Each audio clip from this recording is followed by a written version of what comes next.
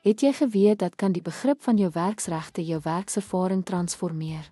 Die Wet op Basiese Diensvoorwaardes (WBV) is jou skuld wat billike behandeling by die werk verseker. Kom ons ondersoek hoe dit jou bemagtig met kennis oor werktyd, verlof en ontslag. Werktyd, artikel 6:18 van die WBV, maksimum gewone werkure is 45 uur per week. Oortyd is beperk tot 10 uur per week en moet teen 1,5 keer die normale loon betaal word. Rusperiodes, etenspauses en sondagwerkbepalings word duidelik gereguleer. Nagwerk en saamgeperste werkweekbepalings vereis spesifieke voorwaardes en addisionele vergoeding.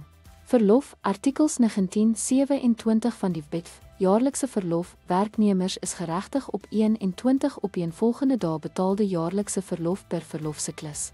Siekteverlof, werknemers is geregtig op 6 weke betaalde siekteverlof oor 'n 36 maande siklus. Kraamverlof, 4 opeenvolgende maande kraamverlof word voorsien, hoewel onbetaald, tensy anders vermeld deur die werkgewer. Gesinsverantwoordelikheidsverlof, 3 dae betaalde verlof per jaar word toegestaan onder spesifieke omstandighede soos die geboorte of afsterwe van 'n familielid.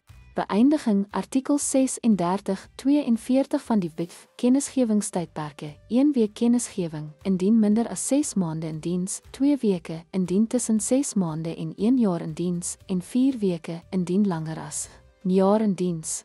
Skeidingsvergoeding, ten minste 1 week se vergoeding vir elke voltooide jaar van ononderbroke diens indien die werknemer weens operasionele vereistes ontslaan word.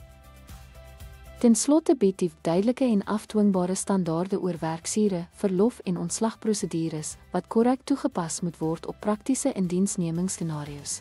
Dankie dat u by ons aangesluit het.